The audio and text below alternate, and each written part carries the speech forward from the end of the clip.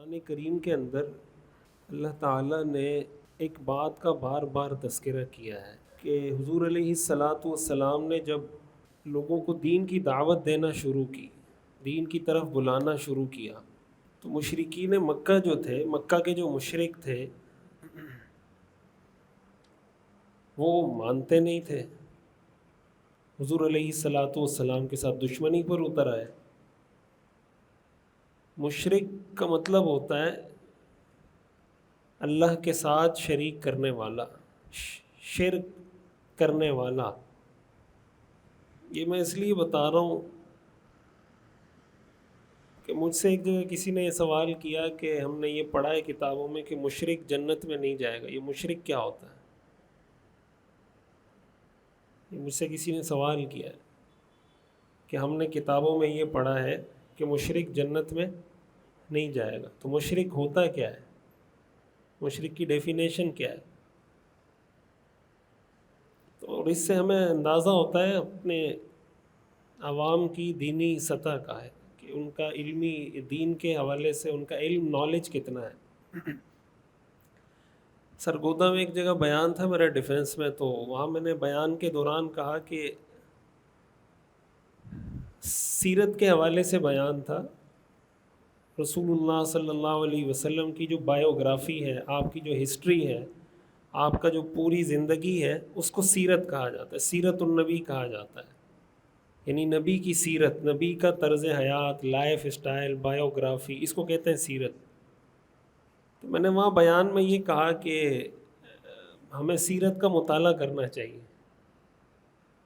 تو بعد میں دو نوجوان لڑکے میرے پاس آئے اور کہنے لگے کہ مفتی صاحب آپ نے بیان میں ایک کتاب کا نام بتایا تھا، وہ کتاب کا نام ہمیں بتائیں۔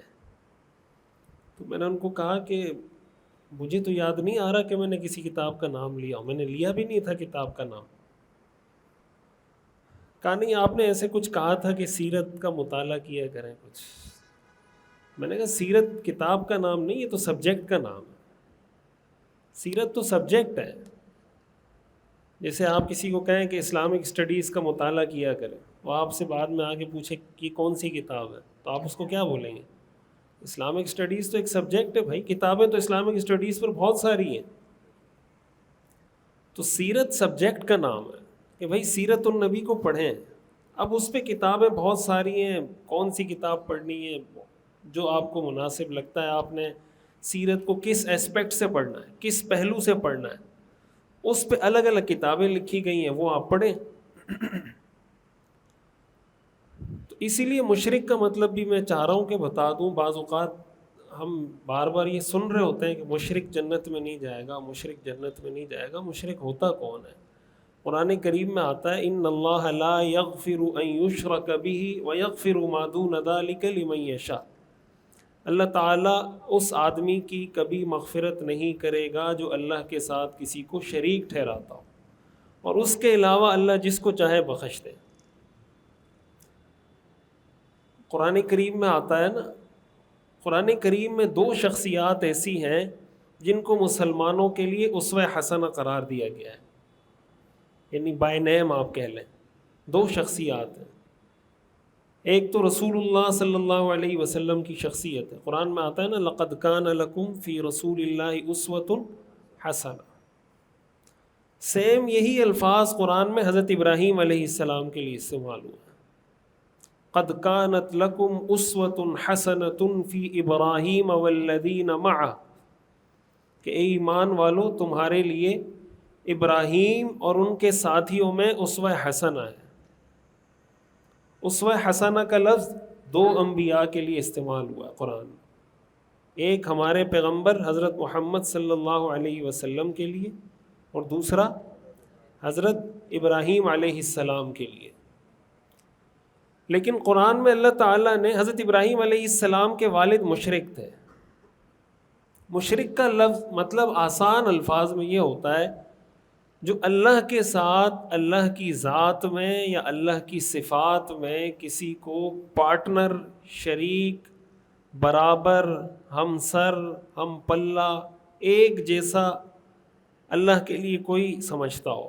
مثال کے طور پر اللہ کی صفت ہے کہ اللہ رزق دیتا ہے، تو اگر کوئی اللہ کے علاوہ کسی کے بارے میں بھی یہ سمجھتا ہے کہ یہ رزق دیتا ہے، چاہے وہ کسی پیغمبر کو سمجھتا ہو، چاہے کسی ولی کو سمجھتا ہو، چاہے کسی قطب کو سمجھتا ہو، وہ مشرک ہے، اس لیے کہ پیغمبر کسی کو رزق نہیں دے سکتا، کوئی ولی کسی کو رزق نہیں دے سکتا، اللہ اولاد دیتا ہے۔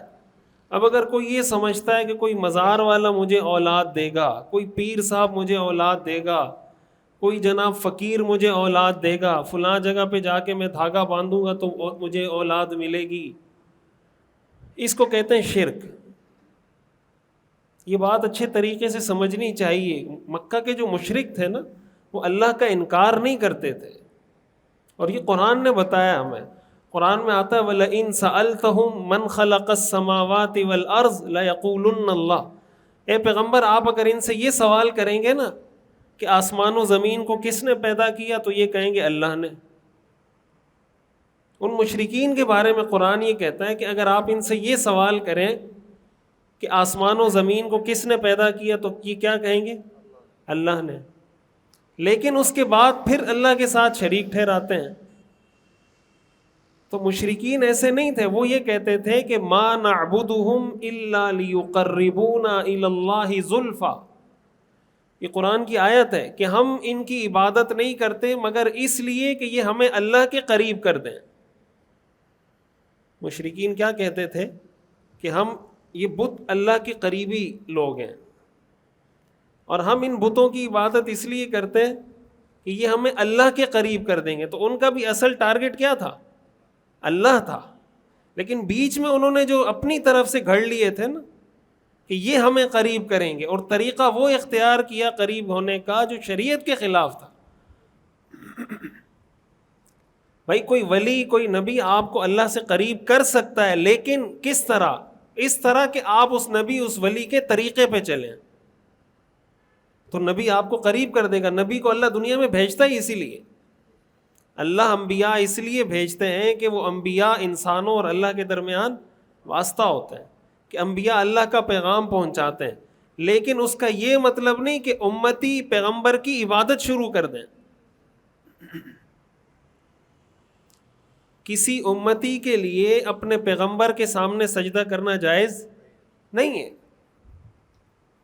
امتی کسی پیغمبر کے سامنے سجدہ نہیں کر سکتا، تو جب پیغمبر کے سامنے نہیں کر سکتا تو کسی ولی کے سامنے کر سکتا ہے، کسی پیر، کسی قطب، کسی فقیر، کسی ملنگ کے سامنے سجدہ کر سکتا ہے۔ یہ سر اللہ نے صرف اپنے لیے رکھا ہے، صرف اللہ کی ذات کے سامنے یہ سر جھکنا چاہیے، بس۔ عقیدہ توحید کا مطلب ہی ہے۔ توحید کا مطلب کیا ہوتا ہے؟ ایک، وننس آف گاڈ۔ توحید کا مطلب یہ ایک خدا کو ماننا۔ حضور علیہ الصلاۃ والسلام کے ساتھ مشرکین کا سارا پھڈا اسی ایک بات پہ تھا۔ ان کا پھڈا اس بات پہ نہیں تھا کہ آپ یہ کہتے ہیں کہ اللہ کی عبادت کریں، ان کا پھڈا اس بات پہ تھا کہ آپ یہ نہ کہیں کہ یہ جو تمہارے معبود ہیں یہ غلط ہے۔ اصل مسئلہ اس پہ تھا۔ وہ کہتے تھے اللہ کو تو ہم بھی مانتے ہیں، لیکن یہ جو آپ کہتے ہیں نا کہ یہ بت غلط ہے، حبل غلط ہے، عزا غلط ہے، لات منات یہ غلط ہے، یہ برا بلا نہیں کہے ہمارے بتوں۔ وہ جب ابو طالب کے پاس آتے تھے تو ابو طالب سے کیا شکایت کرتے تھے؟ وہ یہ شکایت کرتے تھے کہ یہ ہمارے آباء و اجداد کو گمراہ کہتے ہیں، یہ کہتے ہیں تمہارے آباء و اجداد کافر تھے، گمراہ تھے، اور تم جن کی عبادت کرتے ہو یہ سارے بیکار ہیں، یہ نہ نفع پہنچاتے ہیں نہ نقصان پہنچاتے ہیں، آپ ان کو منع کریں، یہ باتیں نہ کریں۔ اور ہمارا جو کلمہ ہے اس کا آغاز کس سے ہوتا ہے؟ ہمارے کلمے کا آغاز کس سے ہوتا ہے؟ لا سے ہوتا ہے۔ ہمارا کلمہ نفی سے شروع ہوتا ہے، اللہ کا ثبوت بعد میں ہے۔ پہلے مسلمان کا کام کیا ہے؟ لا۔ پہلا کام کیا ہے؟ لا۔ لا کا مطلب لا الہ، کوئی معبود نہیں۔ لا الہ کا مطلب کوئی معبود نہیں۔ آغاز اس سے نہیں ہو رہا کہ اللہ الہ ولا الہ الا اللہ۔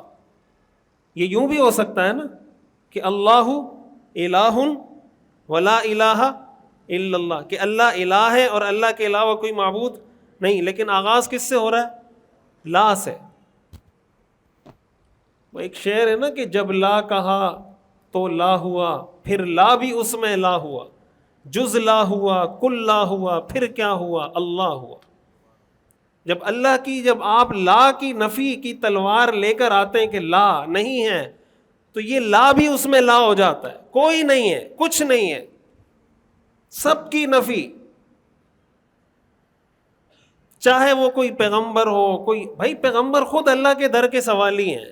جب پیغمبر اللہ کے در کے سوالی ہیں، انسانوں میں پیغمبر سے بڑا درجہ کسی کا نہیں ہوتا، انسانوں میں سب سے بلند درجہ پیغمبر کا ہوتا ہے۔ تو پیغمبر، انبیاء تو سارے اللہ کے در پہ پڑے ہوئے، اللہ کے سامنے سر جھکاتے رہے۔ قرآن کریم میں آتا ہے نا، قیامت کے دن اللہ تعالیٰ حضرت عیسیٰ علیہ السلام سے یہ سوال کریں گے، حالانکہ اللہ کو پتہ ہے، لیکن ان کی قوم کو سنانے کے لیے اللہ سوال کریں گے، اَأَنْتَ قُلْتَ لِلنَّاسِ اتَّخِذُونِي وَأُمِّيَ إِلَٰهَيْنِ مِن دُونِ اللَّهِ۔ اللہ تعالیٰ حضرت عیسیٰ علیہ السلام سے قیامت کے دن سوال کریں گے، عیسائیوں کو سنانے کے لیے، جنہوں نے حضرت عیسیٰ کو خدا بنایا، تین کا تیسرا بنایا، یہ جو ٹرینٹی کا عقیدہ ہے عیسائیت کا، روح القدس، حضرت عیسیٰ علیہ السلام اور اللہ، تین لوگوں کو خدا مانتے ہیں۔ اللہ تعالیٰ قیامت کے دن پوچھیں گے، وَإِذْ قَالَ اللَّهُ يَا عِيسَى ابْنَ مَرْيَمَ، اے عیسیٰ ابن مریم، أَأَنْتَ قُلْتَ لِلنَّاسِ، کیا تم نے لوگوں کو کہا تھا، اتخذونی وأمی الہین من دون اللہ، کہ مجھے اور میری والدہ کو معبود بناؤ اللہ کو چھوڑ کر؟ کیا تم نے یہ کہا تھا؟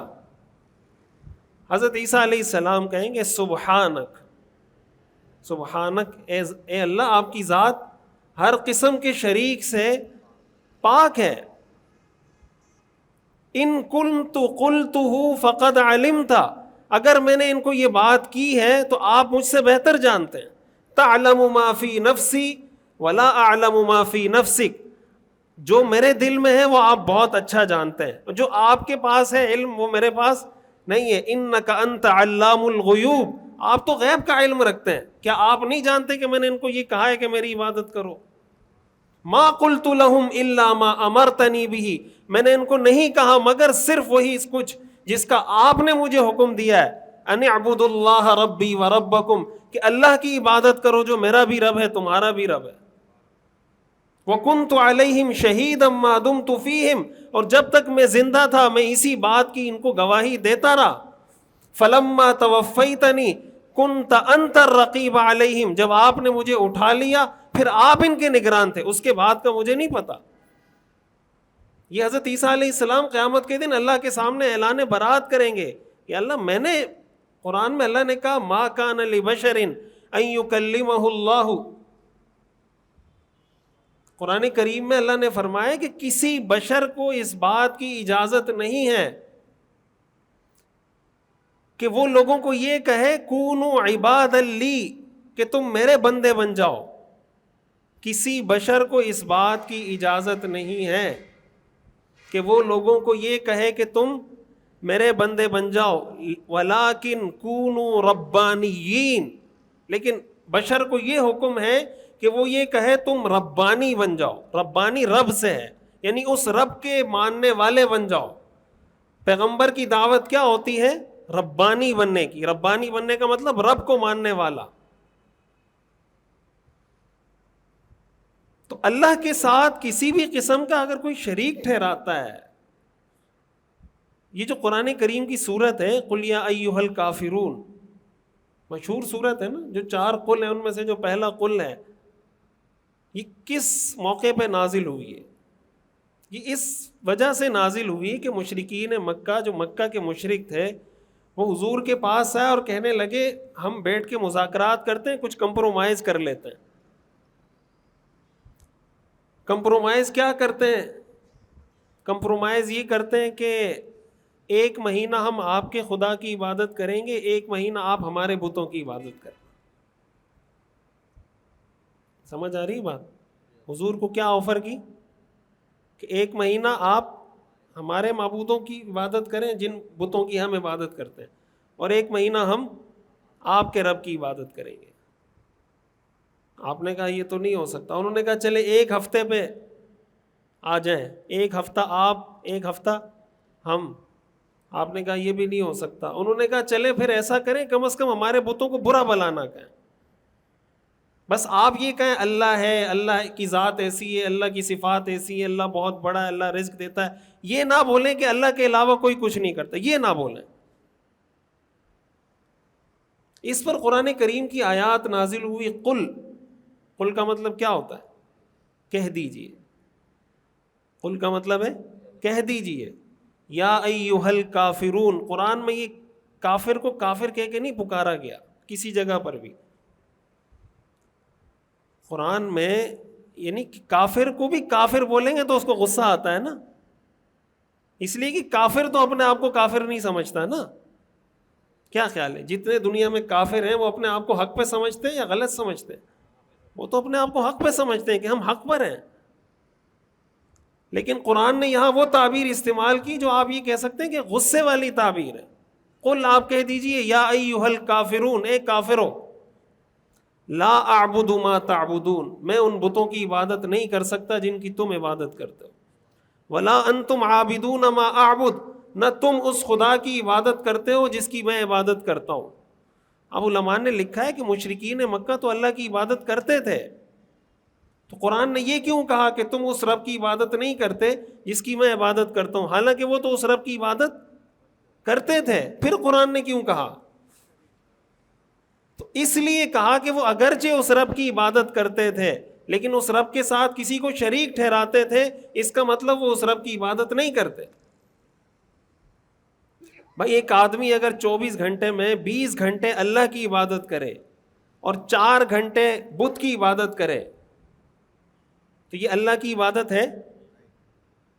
اگر 23 گھنٹے اللہ کی عبادت کرے, 1 گھنٹہ بت کی عبادت کرے, یہ اللہ کی عبادت ہے؟ اور اگر 23 گھنٹے 59 منٹ اللہ کی عبادت کرے, 1 منٹ بت کی عبادت کرے, یہ اللہ کی عبادت ہے؟ اللہ کی عبادت کا مطلب 24 گھنٹے 24/7 اس ایک ذات کو خدا ماننا ہے بس. اس لیے قرآن نے کہا ولا انتم عابدون ما اعبد, تم اس ذات کی عبادت نہیں کرتے جس کی میں عبادت کرتا ہوں. اچھا اب یہ بات یہاں ختم ہو جانی چاہیے نا, کہہ دیا قل یا ایھا الکافرون لا اعبد ما تعبدون ولا انتم عابدون ما اعبد ولا انا عابد ما عبدتم. یہ چیز اللہ نے دوبارہ دہرائی. قل یا ایھا الکافرون لا اعبد ما تعبدون ولا انتم عابدون ما اعبد, آگے کیا ہے ولا انا عابد ما عبدتم. پھر دوبارہ وہی بات ہے کہ میں ان بتوں کی عبادت نہیں کرتا جن کی تم عبادت کرتے ہو. ولا انتم عابدون ما اعبد, تم اس رب کی عبادت نہیں کرتے جس کی میں عبادت کرتا ہوں. یہ بات 2 دفعہ دہرائی گئی ہے. یہ جو ہے نا لا اعبد ما تعبدون اور ولا انا عابد ما عبدتم, دونوں کا ایک ہی ترجمہ ہے. اور ولا انتم عابدون ما اعبد, اور جو دوسری آیت ہے اس کے بعد ان دونوں کا ایک ہی ترجمہ ہے. اور آگے اللہ نے فرمایا لکم دینکم ولی دین, تمہیں تمہارا دین مبارک, مجھے میرا دین مبارک. لکم دینکم ولی دینی, تمہیں تمہارا دین مبارک, مجھے میرا دین. یعنی یہ میرا دین نہیں ہے کہ تھوڑی دیر اللہ کی عبادت, تھوڑی دیر بتوں کی عبادت, کبھی اللہ کے سامنے سجدہ, کبھی مزار پہ سجدہ, کبھی فقیر کے سامنے سجدہ, کبھی ملنگ کے سامنے سجدہ. یہ کیا تماشا ہے؟ اللہ کو سب سے زیادہ غصہ اس بات پر آتا ہے کہ اللہ کے ساتھ کوئی کسی کو شریک ٹھہرائے. اللہ حضور علیہ الصلاۃ والسلام نے فرمایا اللہ سے زیادہ کوئی صبر کرنے والا نہیں. یہ حدیث قدسی ہے, اللہ فرماتے ہیں مجھ سے زیادہ کوئی صبر کرنے والا نہیں, اس لیے کہ ابن آدم مجھے گالی دیتا ہے پھر بھی میں اس کو رزق دیتا ہوں. ابن آدم مجھے گالی دیتا ہے پھر بھی میں اسے رزق دیتا ہوں. صحابہ نے پوچھا کہ اللہ کو کون گالی دیتا ہے؟ تو اللہ تعالیٰ نے فرمایا کہ یہ میرا شریک ٹھہراتا ہے پھر بھی میں اس کو رزق دیتا ہوں. اللہ فرماتے ہیں کہ میرا شریک ٹھہرانا ایسا ہے گویا تم مجھے گالی دے رہے ہو. قرآن میں آتا ہے تکاد السماوات یتفطرن منہ وتنشق الارض وتخر الجبال هدا ان دعوا للرحمن ولدا وما ينبغي للرحمن ان يتخذ ولدا. اللہ فرماتے ہیں قریب ہے کہ آسمان پھٹ جائے, زمین 2 شق ہو جائے, پہاڑ ریزہ ریزہ ہو جائیں, اس بات کی شدت کی وجہ سے کہ یہ کہتے ہیں رحمان کی اولاد ہے. وہ کہتے تھے کہ فرشتے اللہ کی بیٹیاں ہیں. اللہ فرماتے ہیں وما ينبغي للرحمن ان يتخذ ولدا, رحمان کے ہرگز یہ مناسب نہیں کہ اس کی کوئی اولاد ہو. ان کل من فی السماوات والارض الا آتی الرحمن عبدا, اللہ فرماتے ہیں آسمان و زمین میں جو کچھ ہے یہ سب میرے بندے ہیں. فرشتے بھی میرے بندے ہیں, پیغمبر بھی میرے بندے ہیں, ولی بھی میرے بندے ہیں, امیر غریب سب میرے بندے ہیں. کوئی اللہ کا بیٹا نہیں. لم یلد ولم یولد ولم یکن لہ کفوا احد. سورہ اخلاص کو آپ جانتے ہیں ثلث القرآن کہا جاتا ہے. ثلث القرآن, ایک تہائی کہا جاتا ہے اس کو قرآن کا. آپ کو پتہ ہے 3 دفعہ سورہ اخلاص پڑھنے سے پورے قرآن کا ثواب ملتا ہے, علماء نے لکھا ہے. کیوں؟ اس میں کیا ہے سورہ اخلاص میں؟ سورہ اخلاص کا ترجمہ کیا ہے؟ قل, آپ کہہ دیجئے, هو اللہ احد, وہ اللہ ایک ہے. اللہ الصمد, اللہ بے نیاز ہے. لم یلد, نہ اس کی کوئی اولاد ہے. ولم یولد, نہ وہ کسی کی اولاد ہے. ولم یکن لہ کفوا احد, اور اس کا کوئی برابر ہم سر ہم پلہ کوئی شریک نہیں. یہ سورہ اخلاص ہے. اس سے اندازہ ہوتا ہے نا کہ اللہ کی نظر میں اس کی کتنی اہمیت ہے, کہ سورہ اخلاص پڑھنے کی اتنی فضیلت کیوں ہے. اور علماء نے لکھا ہے کہ ہر سورت کا جب نام رکھا جاتا ہے نا تو اس سورت میں وہ لفظ کہیں نہ کہیں آیا ہوتا ہے. جسے سورہ بقرہ ہے نا, بقرہ گائے کو کہتے ہیں, تو اس سورت میں گائے کا تذکرہ ہے. سورہ آل عمران ہے تو اس سورت میں آل عمران کا تذکرہ ہے. سورۃ النساء ہے, نساء عورتوں کو کہتے ہیں, اس سورت میں عورتوں کا تذکرہ ہے. سورہ مائدہ, مائدہ دسترخوان کو کہتے ہیں, اس سورت میں دسترخوان کا تذکرہ ہے. سورۃ الانعام, انعام جانوروں کو کہتے ہیں, چوپائے, اس سورت میں جانوروں کا تذکرہ ہے. سورہ اخلاص میں تو کہیں اخلاص کا تذکرہ نہیں. سورت, اس کے بعد سورۃ الفلق ہے نا. سورۃ الفلق کی پہلی آیت کیا ہے؟ قل اعوذ برب الفلق, تو فلق کا تذکرہ ہے تو سورت کا نام سورۃ الفلق ہے. آخری سورت کا نام کیا ہے؟ سورۃ الناس, تو وہ کہاں سے شروع ہوتی ہے؟ قل اعوذ برب الناس, اس لیے اس کا نام سورۃ الناس ہے. لیکن سورۃ الاخلاص کا نام سورۃ الاخلاص کیوں ہے؟ اس میں تو کہیں الاخلاص نہیں ہے. بات سمجھ میں آ رہی؟ ہر سورت کا جو نام ہے وہ لفظ اس سورت کے اندر موجود ہوتا ہے. اخلاص اس کا نام اس لیے رکھا ہے کہ یہ وہ سورت ہے جس کے بغیر کوئی شخص مسلمان نہیں ہو سکتا, اور جب وہ مسلمان نہ ہو اس میں اخلاص پیدا نہیں ہو سکتا. جب اخلاص نہ ہو اس کی کوئی عبادت قبول نہیں ہو سکتی. تو اخلاص کا دار و مدار عقیدہ توحید پر ہے. پہلے آپ کے اندر عقیدہ توحید ہوگا. اخلاص کا مطلب کیا ہوتا ہے؟ کسی چیز کو خالص کر دینا. جیسے آپ کہتے ہیں نا یہ چیز صرف اور صرف اور صرف آپ کی ہے, اس کو کہتے ہیں اخلاص. ہم کہتے ہیں عبادت کا مستحق صرف اور صرف اور صرف اللہ کی ذات ہے, اس کو کہتے ہیں اخلاص. عبادت کب قبول ہوتی ہے؟ جب اس میں اخلاص ہوتا ہے. بھائی کوئی آدمی اگر اس نیت سے نماز پڑھے کہ لوگ مجھے نمازی کہیں گے, اس کی نماز قبول ہوگی؟ کیوں؟ اس لیے کہ اس میں اخلاص نہیں. اس لیے کہ اس نے یہ نماز اللہ کے لیے خالص نہیں کی. یہ نماز اس نے اللہ کے لیے خالص نہیں کی, بلکہ اس میں اللہ کا شریک ٹھہرایا کہ وہ دیکھے گا وہ دیکھے گا, یہ اللہ کا شریک ٹھہرا رہا ہے. تو یہ جو عقیدہ توحید ہے, آج حیرت کی بات یہ ہے قرآن کریم میں اللہ تعالیٰ نے ارشاد فرمایا وَإِذَا ذُكِرَ اللَّهُ وَحْدَهُ اشْمَأَزَّتْ قُلُوبُ الَّذِينَ لَا يُؤْمِنُونَ بِالْآخِرَةِ وَإِذَا ذُكِرَ الَّذِينَ مِن دُونِهِ إِذَا هُمْ يَسْتَبْشِرُونَ. اللہ فرماتے ہیں مشرکین کی علامت یہ ہے کہ جب ان کے سامنے اکیلے اللہ کا تذکرہ ہوتا ہے تو ان کے منہ بن جاتے ہیں. جب آپ کہتے ہیں نا صرف یا اللہ مدد, مشرکین کو یہ برا لگتا ہے. یہ قرآن کی آیت ہے وَإِذَا ذُكِرَ اللَّهُ وَحْدَهُ, کہ جب اللہ کا اکیلے ذکر ہوتا ہے کہ صرف اللہ, اشْمَأَزَّتْ قُلُوبُ الَّذِينَ لَا يُؤْمِنُونَ بِالْآخِرَةِ, جو آخرت کے منکر ہیں ان کا منہ بن جاتا ہے, ان کے دل کے اندر بے چینی پیدا ہو جاتی ہے.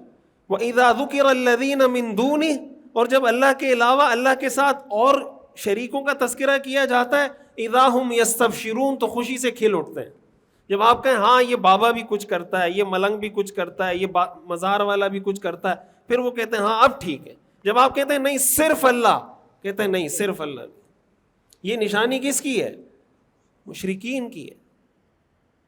تو آج ہمارے ہاں کتنے ایسے لوگ ہیں کہ ان کے سامنے اگر آپ یہ بات کریں گے کہ بھائی اولاد دینے والا صرف اللہ ہے, ان کو برا لگتا ہے. یہ اولاد دینے والا صرف اللہ ہے, رزق دینے والا صرف اللہ ہے. وَتُعِزُّ مَن تَشَاءُ وَتُذِلُّ مَن تَشَاءُ, عزت دینے والا صرف اللہ ہے, ذلت دینے والا صرف اللہ ہے, ہر چیز کا مالک صرف اللہ ہے. عالم الغیب صرف اِنَّكَ أَنْتَ عَلَّامُ الْغُيُوبِ وَعِنْدَهُ مَفَاتِحُ الْغَيْبِ.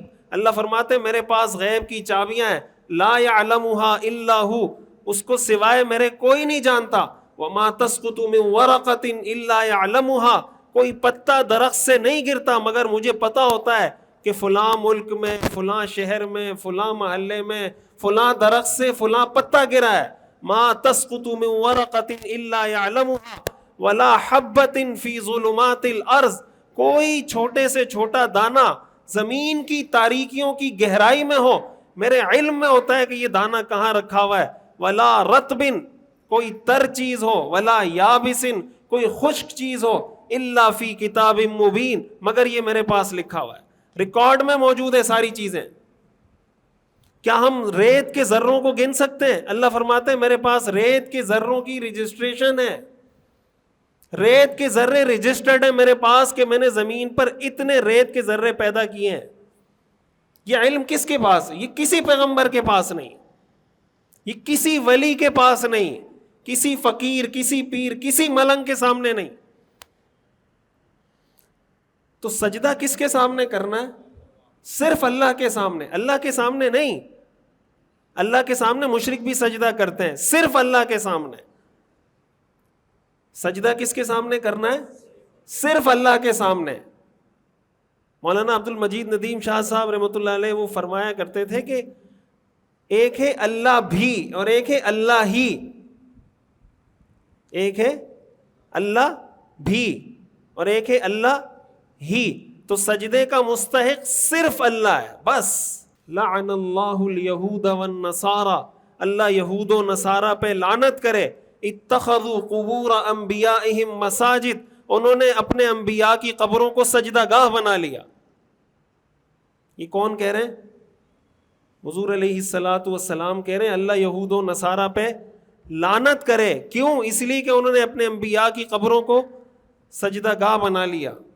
تو جب کسی نبی کی قبر پہ سجدہ کرنا جائز نہیں, کسی ولی کی قبر پہ سجدہ کیسے جائز ہو سکتا ہے؟ یہ بات کسی مسلمان کو بری کیسے لگتی ہے؟ وہ کیسا مسلمان ہے کہ جب اس کو کہا جاتا ہے کہ اللہ کے سامنے سجدہ کرو اس کو یہ بات بری لگتی ہے؟ یہ کیسا مسلمان ہے؟ ایسا آدمی مسلمان ہے جو کہے نہیں میں نے اللہ کے علاوہ بھی سجدہ کرنا ہے. اور اگر آپ کہیں کہ نہیں صرف اللہ کے سامنے سجدہ کریں, وہ کہے نہیں یہ آدمی ٹھیک نہیں ہے. اسلام کی بنیاد, اسلام کی اساس, اسلام کا سب سے بڑا پلر عقیدہ توحید ہے. قرآن میں آتا ہے لو کان فیہما آلہۃ الا اللہ لفسدتا, اگر اس زمین میں, اس کائنات میں ایک سے زیادہ خدا ہوتے تو زمین کا نظام درم برم ہو جاتا. ایک ملک میں 2 وزیر اعظم ہوتے, ایک ملک میں 2 آرمی چیف ہوتے, ایک ملک میں 2 صدر ہوتے, تو ایک وزیر اعظم دوسرا وزیر اعظم برداشت نہیں کرتا, ایک صدر دوسرا صدر برداشت, ایک آرمی چیف دوسرا آرمی چیف برداشت. تو اللہ کو ہم نے کھلونا بنایا ہوا ہے, وزیر اعظم سے بھی کم ویلیو ہے اللہ کی. آپ کے ملک کا وزیر اعظم جتنا بھی کمزور ہو وہ دوسرا وزیر اعظم برداشت نہیں کرے گا. کمزور ترین وزیر اعظم بھی دوسرا وزیر اعظم برداشت. کبھی دنیا میں ایسا ہوا ہے کہ وہ کہیں ہاں ٹھیک ہے آپ بھی وزیر اعظم ہیں میں بھی وزیر اعظم؟ کہاں ہوتا ہے دنیا میں؟ یہ تو بنانا ریپبلک میں بھی نہیں ہوتا. اللہ کو ہم نے کیا اپنے کمزور ترین وزیر اعظم سے بھی کمتر سمجھ لیا ہے؟ کوئی شوہر اپنی بیوی کے لیے دوسرا یار برداشت کرتا ہے؟ کہ میری بیوی کے ساتھ دوسروں کے بھی تعلقات ہوں؟ کوئی برداشت کرتا ہے؟ تو اللہ اپنے لیے شریک کیسے برداشت کر لے گا؟ حضور علیہ الصلاۃ والسلام کے ساتھ جو مشرکین مکہ، آپ جو پڑھتے ہیں نا کہ حضرت بلال کو تکلیف دی، فلاں کو تپتی ہوئی ریت پہ لٹایا، فلاں کو گھسیٹا، ایک بائیکاٹ کیا، ظلم کیا، یہ کیا وہ کیا، سب کے پیچھے ایک وجہ تھی، وہ یہ کہتے تھے کہ آپ ہمارے بتوں کو برا بھلا مت کہیں، یہ مت کہیں کہ یہ نفع نقصان نہیں پہنچاتے، آپ یہ کہیں کہ اللہ یہ کرتا ہے، اللہ یہ کرتا ہے، اللہ یہ کرتا ہے، ہمیں کوئی اعتراض نہیں، یہ سب کچھ اللہ کرتا ہے، ہم بھی مانتے ہیں، لیکن یہ آپ یہ کیوں کہتے ہیں کہ تم جن کی عبادت کرتے ہو یہ نفع نقصان نہیں پہنچاتے؟ اور جب انسان کے دل میں عقیدہ توحید ہوتا ہے نا، جب اس کا ایک خدا ہوتا ہے تو وہ اس ایک خدا سے ڈرتا ہے، پھر وہ کسی سے ڈرتا بھی نہیں ہے۔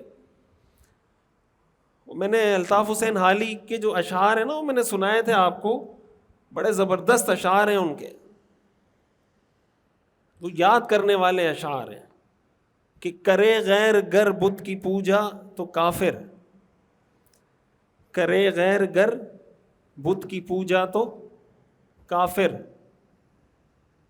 کواکب میں مانے کرشمہ تو کافر، اگر وہ کہے میں ستاروں کی عبادت کرتا ہوں تو کافر ہو جاتا ہے، اگر بت کی پوجا کرے تو کافر ہو جاتا ہے، اگر آگ کو اپنا قبلہ مانے تو کافر، اگر وہ کہے میں آگ کی عبادت کرتا ہوں تو وہ کافر، مگر مومنوں پر کشادہ ہے راہ، مگر مومنوں پر کشادہ ہے راہ، پرستش کریں شوق سے جس کی چاہے،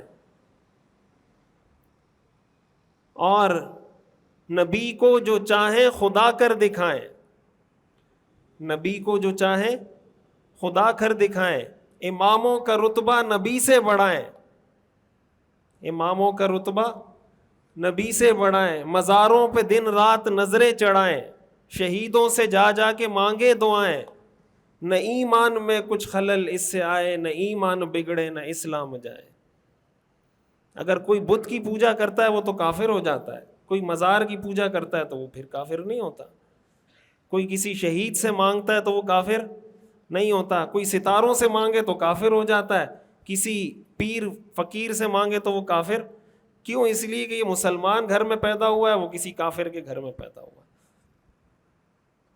تو حضرت نوح علیہ السلام کا بیٹا کہاں پیدا ہوا تھا؟ حضرت نوح علیہ السلام کا جو بیٹا تھا وہ کہاں پیدا ہوا تھا؟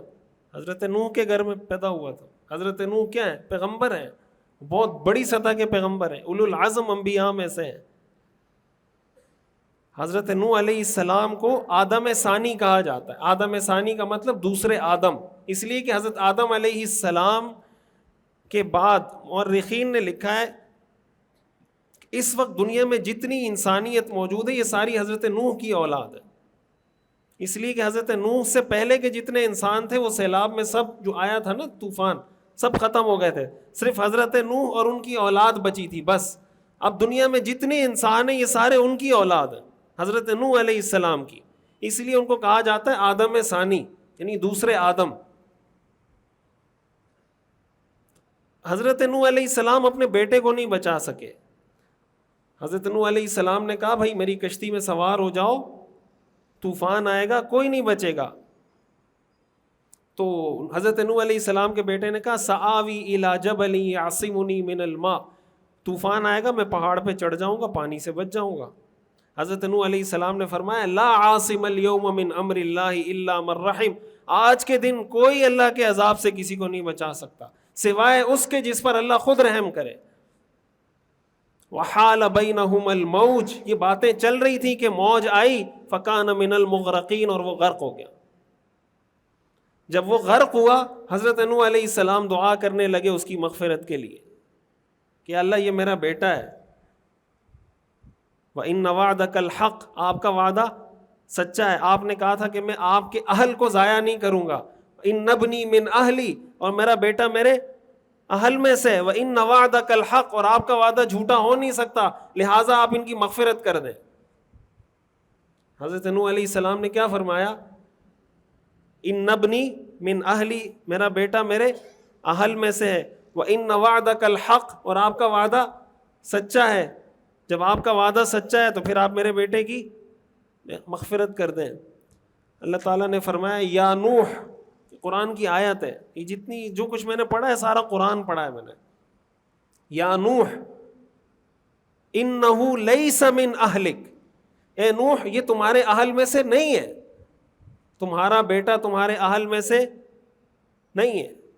اور آگے اللہ نے فرمایا تنبیہ کرتے ہوئے، ڈانٹتے ہوئے، انی اعظک ان تکون من الجاہلین، اگر آئندہ یہ سوال کیا میں تمہیں نصیحت کرتا ہوں کہیں جاہل لوگوں میں سے مت ہو جانا۔ یہ کس کو کہا جا رہا ہے؟ حضرت نوح علیہ السلام کو، انی اعظک ان تکون من الجاہلین، کے نادان لوگوں میں سے مت بننا۔ یہ دعا کرنا خود نادانی ہے کہ آپ کسی مشرک کے لیے کیسے دعا کر رہے ہیں۔ حضرت ابراہیم علیہ السلام کے والد مشرک تھے۔ حضرت ابراہیم علیہ السلام نے جب دعوت دی اور حضرت ابراہیم علیہ السلام نے کہا یا ابتی لم تعبد ما لا يسمع ولا يبصر ولا يغني عنك شيئا، اے ابا جان آپ ان بتوں کی عبادت کیوں کرتے ہیں جو نہ سنتے ہیں نہ دیکھتے ہیں نہ کوئی فائدہ پہنچاتے ہیں۔ یا ابتی لا تعبد الشیطان، اے ابا جان شیطان کی عبادت مت کریں۔ اللہ کے علاوہ کسی کی عبادت کرنا شیطان کی عبادت کرنا ہے۔ آپ سر تو کسی ولی کے سامنے جھکا رہے ہوتے ہیں، حقیقت میں آپ نے سر شیطان کے سامنے جھکایا ہوا ہے، اس لیے کہ وہ ولی بھی اگر اٹھے گا وہ بھی آپ کو تھپڑ مارے گا کہ میں نے تو ساری زندگی اللہ کے در پہ سر جھکایا تھا، تم کو یہ درس کس نے دیا ہے کہ تم میرے در پہ آ کے سر جھکاؤ؟ میں نے تو ساری زندگی لوگوں کو یہ درس دیا کہ اللہ کے در پہ سر جھکاؤ، اسی لیے تو میں ولی اللہ ہوں۔ ولی اللہ کا مطلب کیا ہوتا ہے؟ اللہ کا دوست۔ ولی اللہ کا مطلب کیا ہوتا ہے؟ اللہ کا دوست شرک کرنے سے بنتا ہے، یا اللہ کا دوست اللہ کی شریعت پہ عمل کرنے سے بنتا ہے؟ تو ولی اللہ اس لیے بنا کہ اس نے اللہ کے سامنے سر جھکایا۔ تو حضرت ابراہیم علیہ السلام اپنے والد کو کہنے لگے یا ابت لا تعبد الشیطان، اے ابا جان شیطان کی عبادت مت کریں، ان الشیطان کان للرحمن عصیا، شیطان رحمان کا نافرمان ہے۔ تو حضرت ابراہیم علیہ السلام کے والد شیطان کی عبادت کرتے تھے؟ شیطان کی عبادت تو نہیں کرتے تھے، وہ تو بتوں کی عبادت کرتے تھے۔ لیکن حضرت ابراہیم علیہ السلام کہہ رہے ہیں لا تعبد الشیطان۔ بہرحال بات چیت ہوتی رہی۔ حضرت ابراہیم علیہ السلام کے والد نے گھر سے نکال دیا کہ تم جاؤ، تم میرے ساتھ نہیں رہ سکتے، اگر یہی باتیں کرنی ہے تو گھر سے چلے جاؤ۔ حضرت ابراہیم علیہ السلام نے کہا سلام علیک، میں چلا گیا، نکل گئے گھر سے، والد کو چھوڑ کر گھر سے۔ جب والد کا انتقال ہوا تو والد کے لیے دعا کرنے لگے کہ اللہ میرے والد کی مغفرت فرما۔ قرآن کریم کی آیات میں اللہ نے اس کا بھی تذکرہ کیا ہے۔ یہ جو میں نے بتایا نا، قرآن میں اللہ نے دو شخصیات کو آئیڈیل بتایا ہے، ایک حضور علیہ الصلاۃ والسلام کو لقد کان لکم فی رسول اللہ اسوۃ حسنہ، اور ایک حضرت ابراہیم کو قد کانت لکم اسوۃ حسنۃ فی ابراہیم والذین معہ۔ تو اللہ تعالیٰ نے جب یہ بیان کیا نا کہ تمہارے لیے حضرت ابراہیم رول ماڈل ہیں، ساتھ ایک چیز کا استثناء کر دیا، سوائے ایک چیز کے کہ اس میں وہ رول ماڈل نہیں ہے۔ سمجھ آ رہی ہے بات؟ اور وہ کیا؟ اللہ نے فرمایا الا قول ابراہیم لابیہ لاستغفرن لک، سوائے حضرت ابراہیم کے اس قول کے جو انہوں نے اپنے والد کو کہا تھا کہ میں اللہ سے تمہاری مغفرت کی دعا کروں گا، اس میں حضرت ابراہیم رول ماڈل۔ اور حضرت ابراہیم کو اللہ نے منع کیا کہ آئندہ اپنے والد کے لیے مغفرت کی دعا۔ تو بھائی جب حضرت ابراہیم کی دعا سے کوئی مشرک نہیں بخشا جاتا، حضرت نوح علیہ السلام کی دعا سے کوئی مشرک نہیں بخشا جاتا، چاہے وہ ان کے والد ہوں چاہے وہ ان کی اولاد ہوں، تو اور کس کی دعا سے کوئی مشرک بخشا جائے گا؟ تو اس لیے یہ بات مسلمان کے، میرا یہ موضوع نہیں تھا آج، میں کسی اور موضوع پہ بات کرنا چاہ رہا تھا، لیکن میں نے یہ بات اس لیے کی کہ آج کسی کو آپ کہیں نا مشرک، وہ کہتے ہیں مشرک کیا ہوتا ہے؟ مشرک کی ڈیفینیشن بھی نہیں پتہ لوگوں کو۔ عقیدہ توحید کا سب سے بڑا فائدہ یہ ہوتا ہے کہ انسان کے دل سے اللہ کے علاوہ سب کا ڈر نکل جاتا ہے۔ جب آپ کے دو خدا ہوں گے آپ دو خداؤں سے ڈریں گے، جب تین ہوں گے تین سے ڈریں گے، جب چار ہوں گے۔ اس لیے جو لوگ مزاروں پہ قبروں پہ سجدہ کرتے ہیں وہ وہمی ہوتے ہیں، ان کو لوٹنا آسان کام ہے. آپ ان کو کہیں ایک دھاگا میں آپ کو دم کر کے دیتا ہوں, یہ پہنے, اس سے یہ ہو جائے گا, فلاں کر کے دیتا ہوں, یہ کریں وہ کریں, جتنے پیسے بٹورنے بٹور لیں آپ کو دیتا جائے گا. یہاں ایک درخت پہ جائیں, وہاں پہ ایک پرچی باندھ دیں, وہاں پہ جائیں ایک رسی باندھ دیں, فلاں جگہ پہ جا کے پتھر سے رسی باندھ دیں, ایک کڑا یہاں پہ ڈالیں, ایک کڑا یہاں پہ ڈالیں. کہ کیا تماشا ہے سر, یہ سارا وہم ہے. یہ جو لال پیلا ہرا نیلا, اسٹیل کا کڑا تو فلانا کڑا تو فلانا, یہ کیا ہے؟ یہ کڑے آپ کو بچائیں گے؟ کوئی عقل مانتی ہے اس بات؟ یہ کڑا آپ کو بچائے گا؟ یہ لال کالا پیلا دھاگا آپ کو بچائے گا؟ وہ کسی نے لکھا تھا کہ جوتا لوگوں نے گاڑی کے آگے لٹکایا ہوا ہوتا ہے کہ اس سے نظر نہیں لگے گی, تو ایک جوتا اپنے ماتھے پہ بھی لٹکایا کریں نا. پھر گاڑی زیادہ پروٹیکشن کی محتاج ہے یا آپ محتاج ہیں؟ کیا خیال ہے؟ سب کے چہرے پہ ایک ایک جوتا ہونا چاہیے. یہ وہم ہے. اس وہم کا کوئی لمٹ ہے؟ اگر آپ اس وہم سے نکلیں گے نہیں, آج آپ نے گاڑی پہ جوتا لٹکایا, کل آپ گھر پہ لٹکائیں گے, پھر آپ اپنے جناب جوتوں کے لیے ایک اور جوتا چاہیے ہوگا, پھر کپڑوں کے لیے ایک جوتا چاہیے, پھر چشموں کے لیے چاہیے, پھر موبائل کے لیے ایک جوتا چاہیے, پھر آپ کے لیے ایک جوتا چاہیے. کوئی لمٹ ہے اس کی؟ تو یہ کیا بات ہے کہ گاڑی کو جو نظر لگتی ہے وہ جوتے سے ٹوٹتی ہے, اور باقی چیزوں کو جو لگتی ہے وہ جوتے سے نہیں ٹوٹتی. یہ کہاں لکھا ہوا ہے؟ یہ تو کسی کتاب میں نہیں لکھا, یا ہے کسی کتاب میں کہ گاڑی کی نظر توڑنے کے لیے آپ جوتا لٹکائیں گے اور انسان کی نظر توڑنے کے لیے جوتا نہیں لٹکائیں گے؟ یہ کہاں لکھا ہوا ہے؟ اگر کڑا آپ کو بچاتا ہے تو ایک کڑا پھر گاڑی کے ٹائر میں بھی لگائیں. اسٹیل کا کڑا جو یہاں لگایا ہے وہ اسٹیل کا کڑا ایک اپنے موبائل پہ بھی لگائیں, اپنے گھر کے لیے بھی ایک اسٹیل کا کڑا ڈھونڈیں. ایک جو گرین یہاں باندھا ہوا ہے, ایک گرین پوری کوئی ڈھونڈ کے گھر کے گرد بھی باندھیں. جو اپنی طرف سے بنائی ہوئی چیزیں ہوتی ہیں نا, یہ اس کی سب سے بڑی علامت ہوتی ہے کہ وہ ہر جگہ تبدیل ہوتا رہتا ہے. ہر جگہ کیا ہوتا رہتا ہے؟ تبدیل. یہ بدعت کی سب سے بڑی علامت ہوتی ہے. سنت ہر جگہ ایک طرح کی ہوتی ہے اور بدعت ہر جگہ الگ الگ ہوتی ہے.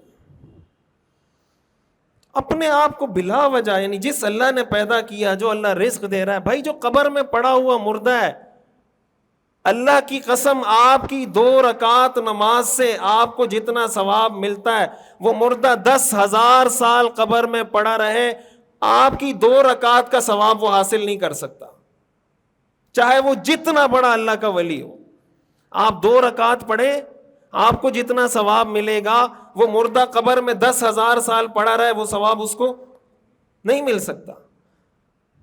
وہ مردہ اپنا علاج کر سکتا ہے, اپنے لیے کچھ کر سکتا ہے. اگر اپنے لیے کچھ کر سکتا ہوتا قبر میں ہوتا. وہ کون شخص ہے جو قبر میں رہنا پسند کرتا ہے کہ میں قبر میں رہوں؟ مردہ کروٹ لے سکتا ہے خود. جب مردہ خود کروٹ نہیں لے سکتا, آپ کے ٹانگ کا درد کہاں سے ٹھیک کرے گا وہ؟ اس کو کیا پتا بھائی آپ کی ٹانگ میں درد ہے؟ جن پیروں کے پاس آپ جاتے ہیں, یہ پیر میرے سر پہ ہاتھ پھیرے گا تو میرے ٹانگ کا درد صحیح ہو جائے گا, کمر کا درد صحیح ہو جائے گا. اس پیر کے اپنے کمر میں درد ہوتا ہے تو آغا خان علاج کروانے کے لیے جاتا ہے, اور آپ کے کمر میں درد ہوتا ہے تو آپ اس سے ہاتھ پھرانے جاتے ہیں. ایسا ہے یا نہیں؟ یہ جتنے بڑے بڑے پیر ہیں, ان کا علاج کہاں پہ ہوتا ہے؟ آغا خان میں ہوتا ہے؟ نہیں ہوتا. اور غریب کا علاج کہاں ہوتا ہے؟ ان پیروں کے ہاتھ پھیرنے سے. کیا ہے پتہ نہیں, گھوڑے کی کیا وہ دم سناتے ہیں, پتہ نہیں وہ پھر اندھیری رات, اور گھوڑے کی دم, اور پھر اندھیری رات, یہ پڑھیں تو درد ٹھیک ہو جائے گا. کسی کی درد ہو رہا ہو تو اس درد والی جگہ پہ ہاتھ رکھیں, پتہ نہیں فلاں پیر جی کی گھوڑی, وہی اندھیری رات, درد ٹھیک ہو جائے گا. اور اسی پیر جی کا جب اپنا درد ہوگا تو آغا خان میں اسپیشلسٹ کے پاس جائے گا. کیا دوہرا معیار ہے. اسلام نے ہر چیز کو بڑا کلیئرلی, اور اگر آپ یہی اسلام ہے تو سوال یہ پیدا ہوتا ہے, اس سوال کا جواب آپ تلاش کریں کہ مشرکین مکہ کا حضور علیہ الصلاۃ والسلام کے ساتھ اختلاف کس بات پہ تھا. اس سوال کا جواب آپ تلاش کریں. اختلاف صرف اور صرف اور صرف اس بات پہ تھا کہ آپ اللہ کے علاوہ جو دوسرے معبود ہیں ان کو یہ نہ کہیں کہ یہ غلط ہے, بس آپ یہ کہیں کہ اللہ یہ کرتا ہے, اللہ یہ کرتا ہے, اللہ یہ کرتا ہے, ہم مانتے ہیں. یہ نہیں کہیں کہ یہ کچھ نہیں کر سکتے. آپ نے فرمایا کہ میں پہلے یہ کہوں گا, اس لیے کہ ہمارا کلمہ شروع کہاں سے ہوتا ہے؟ لا سے شروع ہوتا ہے, لا سے. نفی سے شروع ہوتا ہے. پہلے آپ نے نگیٹ کرنا ہے, نفی کرنی ہے. لا الہ الا اللہ, اللہ کا اس بات بعد میں, اللہ کا ثبوت ہم نے بعد میں پیش کرنا ہے. پہلے ہم نے یہ پیش کرنا ہے کہ کوئی معبود نہیں سوائے اللہ کے. یہ عقیدہ اپنا بھی مضبوط کریں, اور اپنے بچوں کو بھی کم از کم بنیادی عقائد تو سکھائیں نا. اعمال میں تو ہر انسان کی کمی ہوتی ہے, ہر انسان, حدیث میں آتا ہے ہر بنی آدم خطا کار ہے, اور بہترین خطا کار وہ ہے جو توبہ کرنے والا. سب خطا کار ہیں, لیکن عقیدے کے معاملے میں شریعت میں کوئی کمپرومائز نہیں. یہ جو ہم پڑھتے ہیں آمنت باللہ و ملائکتہ و کتبہ و رسلہ والیوم الآخر والقدر خیرہ و شرہ من اللہ تعالی والبعث بعد الموت, یہ ہمارے عقائد ہیں. میں اللہ پر ایمان لایا, اللہ کے رسولوں پر, اللہ کی کتابوں پر, اللہ کے فرشتوں پر, اچھی بری تقدیر پر, قیامت کے دن پر, موت کے بعد اٹھنے پر, یہ ہمارے عقائد ہیں. تو یہ جو قرآن کا اور قرآن کریم کا جو بنیادی مضمون ہے, قرآن کریم کی آپ کوئی بھی آیت اٹھائیں نا, اس میں کہیں نہ کہیں آپ کو عقیدہ توحید ضرور ملے گا. یعنی قرآن کریم آپ شروع کریں الحمدللہ رب العالمین الرحمن الرحیم, تو شرک اللہ کی ذات میں کسی کو شریک کریں یا اللہ کی صفات میں کسی کو شریک. صفات میں شریک کرنے کا یہی مطلب ہے کہ رزق دینا یہ صفت ہے, اولاد دینا یہ صفت ہے, نفع پہنچانا یہ صفت ہے, نقصان پہنچانا یہ صفت ہے, عزت دینا یہ صفت ہے, ذلت دینا, علم غیب یہ اللہ کی صفت ہے. اللہ کے علاوہ کسی کو علم غیب نہیں ہے. کچھ چیزوں کا کسی کو علم غیب ہو جانا وہ عالم الغیب نہیں کہلاتا. کیا کسی پیغمبر کو یہ پتا ہے کہ دنیا میں کتنے درختوں پر کتنے پتے ہیں؟ کسی پیغمبر کو پتا ہے؟ کسی ولی کو پتا ہے؟ کوئی ولی دنیا میں یہ بتا سکتا ہے کہ دنیا میں کتنے درخت ہیں اور کس درخت میں کتنے پتے ہیں؟ امریکہ کے فلاں شہر کے فلاں محلے میں جو فلاں چیز کا درخت ہے اس کے اتنے ہزار پتے ہیں, کوئی بتا سکتا ہے؟ تو وہ کیسا عالم الغیب ہے؟ اگر حضور علیہ الصلاۃ والسلام عالم الغیب تھے تو جنگ احد میں آپ کے دانت کیوں شہید ہوئے؟ آپ کے دانت شہید ہوئے نہیں ہوئے؟ آپ کے سر میں زخم لگا نہیں لگا؟ آپ کے صحابہ شہید ہوئے نہیں ہوئے؟ آپ کے چچا شہید ہوئے نہیں ہوئے؟ اگر آپ کو علم غیب تھا تو آپ کو نقصان ہو سکتا تھا. اللہ کو دنیا میں کوئی نقصان پہنچا سکتا ہے؟ اللہ کو کوئی نقصان پہنچا سکتا ہے؟ حضور علیہ الصلاۃ والسلام کو تو پہنچا ہے نقصان, پہنچا ہے نہیں پہنچا؟ حضور علیہ الصلاۃ والسلام کو تو کتنی تکلیفیں دی گئی, آپ کے خلاف کتنی سازشیں ہوئی, آپ کے کتنے صحابہ کو شہید کیا گیا, خود آپ زخمی ہوئے, کیا کچھ آپ کے خلاف سازشیں نہیں ہوئی؟ مسلمانوں کو غزوہ احد میں جو پیچھے سے آ کے حملہ کر کے جو شکست ہوئی تھی وقتی طور پر, وہ تو اسی وجہ سے ہوئی تھی. تو حاضر ناظر صرف اللہ کی ذات ہے کہ ہر جگہ موجود, ہر جگہ ہر چیز کو دیکھنے والا, ہر جگہ ہر چیز کا علم رکھنے والا صرف اللہ ہے. عالم الغیب صرف اللہ کی ذات ہے, اللہ کے علاوہ کوئی عالم الغیب نہیں. قرآن کریم میں آتا ہے ان اللہ عندہ علم الساعہ, قیامت کا علم اللہ کے پاس ہے. حضرت جبریل علیہ السلام جب حضور کے پاس آئے تھے نا تو سوال کیا تھا متی الساعہ, قیامت کب آئے گی؟ حضور نے فرمایا جس طرح تمہیں نہیں پتا مجھے بھی نہیں پتا. کیا فرمایا؟ جس طرح تمہیں نہیں, مل مسئول عنہا بأعلم من السائل, جس سے سوال کیا جا رہا ہے سوال کرنے والے سے زیادہ نہیں جانتا وہ بھی. یعنی تم سوال کر رہے ہو اور مجھ سے سوال کیا جا رہا ہے, جس سے سوال کیا جا رہا ہے وہ سوال کرنے والے سے, یعنی جس طرح تم نہیں جانتے میں بھی. تو پھر انہوں نے کہا چلیں آپ کچھ علامتیں بتا دیں. تو پھر آپ نے علامتیں بتائی, ان تلد الامۃ ربتہا, کہ باندی اپنی ماں کو جنے گی, اپنی مالکن کو جنے گی. وان ترى الحفاة العراة العالة رعاء الشاء يتطاولون في البنيان, اور آپ ان لوگوں کو دیکھو گے جو ننگے بدن ہیں, ننگے پیر ہیں. ایک وقت آئے گا کہ بڑی بڑی بلڈنگیں بنانے میں ایک دوسرے سے مقابلہ کریں گے. آپ نے فرمایا یہ قیامت کی علامات ہیں, لیکن قیامت کی تاریخ مجھے بھی معلوم. تو جو عالم الغیب ہوتا ہے اس کو کیوں معلوم؟ اللہ کو معلوم ہے یا نہیں؟